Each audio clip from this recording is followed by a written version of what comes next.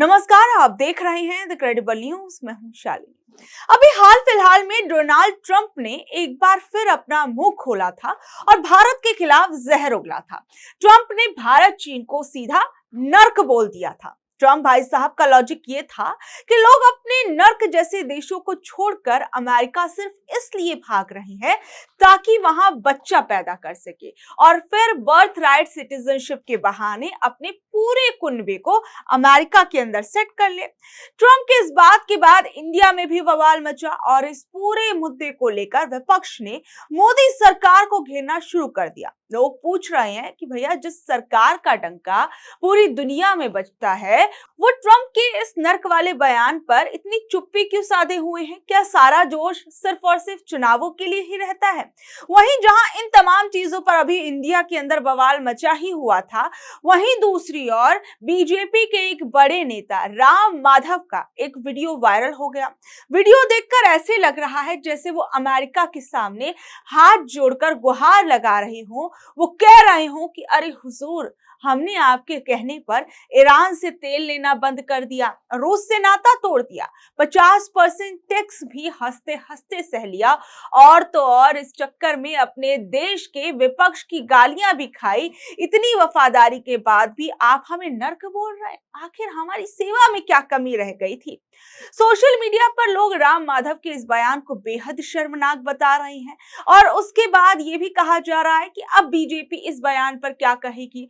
जो विश्व गुरु होने वाला डंका हर और पीटा जाता है, जिस तरीके से अमेरिका और भारत के रिश्तों को लेकर ये दम भरा जाता है कि देखिए अमेरिका और भारत के रिश्ते बहुत अच्छे हैं।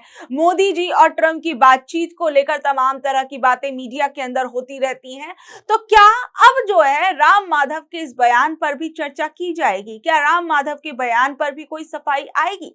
जहां एक तरफ सरकार खुद को विश्व गुरु बताती है, वहीं राम माधव का ये वीडियो ऐसा लग रहा है जैसे हम अमेरिका से कह रहे हैं कि हमने तो आपकी सारी बातें मान ली, फिर भी आप हमें डांट रहे हैं। देखिए, जहां एक तरफ ट्रंप का बयान सामने आने के बाद भारत सरकार का भी बयान सामने आया और सबसे बड़ी बात आप ये देखिए कि ईरान वो भी भारत के बचाव में उतर आया। ईरान के दूतावास ने भारत की खूबसूरती का एक वीडियो शेयर करते हुए ट्रंप को करारा जवाब दिया और लिखा कि ट्रंप को एक बार इंडिया घूम लेना चाहिए ताकि उनकी ये बेमतलब की बकवास बंद हो सके।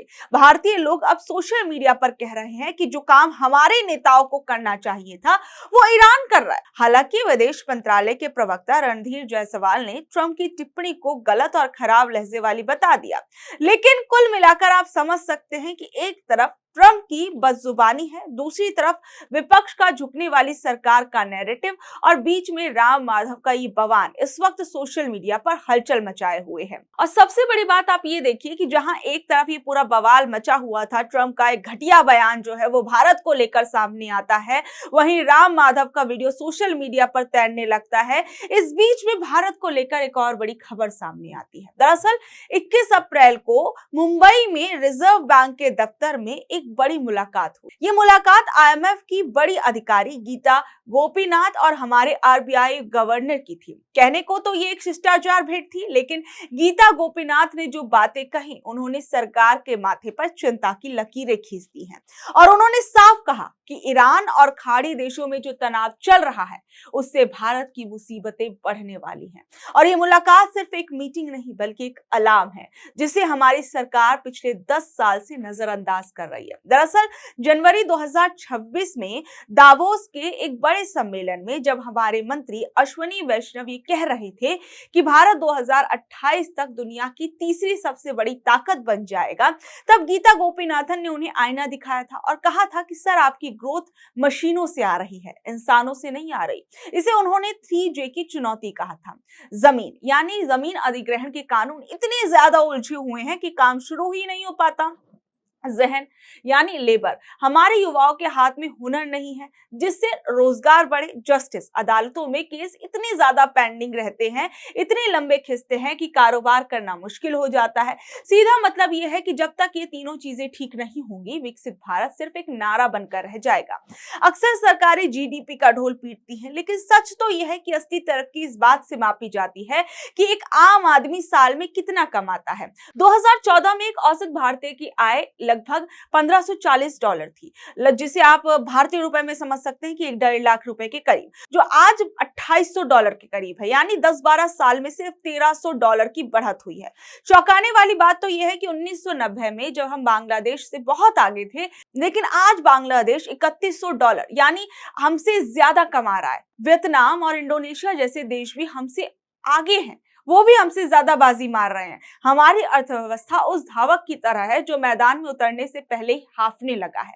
पिछले 10 सालों में भारत पर विदेशी कर्ज बहुत तेजी से बढ़ा है, $457 अरब से बढ़कर $736 अरब के पार। भले ही सरकार कहे कि सब कंट्रोल में है, लेकिन 61% की ये बढ़त डराने वाली है। दूसरी तरफ व्यापार घाटा यानी ट्रेड डिफिक्ट, हम बाहर से सामान ज्यादा मंगवा रहे हैं और अपना सामान कम बेच रहे हैं।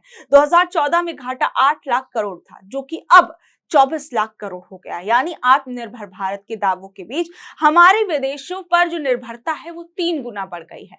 आज देश की सबसे बड़ी समस्या बेरोजगारी है। रेलवे में ग्रुप डी के 63,000 पदों के लिए लगभग आप समझिए कि 1.5 करोड़ से ज्यादा युवाओं ने एप्लीकेशन दिए। सोचिए, एक पद के लिए हजारों ग्रेजुएट और पोस्ट ग्रेजुएट धक्के खा रहे हैं। रिपोर्ट कहती है कि 40% पढ़े लिखे युवा बेरोजगार है। एक तरफ प्राइवेट कंपनियां छट्टी कर रही हैं, दूसरी तरफ सरकारी संस्थानों में नौकरियां कम हो रही हैं। 2014 में जहां सरकारी उपक्रमों में 13.5 लाख के करीबन नौकरियां थी, वो घटकर 7.5 लाख हो गई हैं। देखिए, सरकार ने बड़े बड़े दावे किए, 27 सरकारी बैंकों को मिलाकर 12 कर दिया गया। इसमें महिला बैंक जैसी जरूरी संस्थान भी खत्म हो गए। नतीजा, बैंकिंग में नौकरियां कम हुई और आम आदमी के लिए सुविधाएं मुश्किल हो गई। इसके अलावा सरकार ने शिक्षा और स्वास्थ्य के बजट में कटौती की। जहां चीन और अमेरिका अपने लोगों को पढ़ाने और स्वस्थ रखने पर अरबों खर्च कर रहे हैं, हम वहां पैसा बचा रहे हैं। और यही कारण है कि आज देश के अमीर लोग और काबिल लोग आज भारत की नागरिकता छोड़कर दूसरे देशों में बस रहे हैं। और सबसे शर्मनाक बात यह है कि आईएमएफ ने भारत के सरकारी आंकड़ों को सी ग्रेड कर दिया है। मतलब दुनिया को अब हमारे आंकड़ों पर भरोसा नहीं रहा। अगर डेटा ही सही नहीं होगा तो विदेशी कंपनियां इन्वेस्ट कैसे करेंगी? निष्कर्ष आप इसका ये समझ सकते हैं कि गीता गोपीनाथ की सलाह नीम की तरह कड़वी जरूर है, लेकिन देश के लिए जरूरी है। सरकार को इवेंट मैनेजमेंट छोड़कर असल सुधारों पर ध्यान देना होगा। अगर अब भी हम सिर्फ यस सर कहने वाले सलाहकारों की बात सुनते रहे तो इतिहास गवाह है कि बड़े बड़े साम्राज्य इसी अहंकार में दफन हो गए। जनता की थाली खाली है, हाथ बेरोजगार हैं। सिर्फ सांख्यिकी की आंकड़ों से पेट नहीं भरता है। लोगों को असल में चाहिए रोजगार, महंगाई कम चाहिए, अच्छी स्वास्थ्य सुविधाएं चाहिए, पढ़ने लिखने के लिए अच्छे स्कूल चाहिए।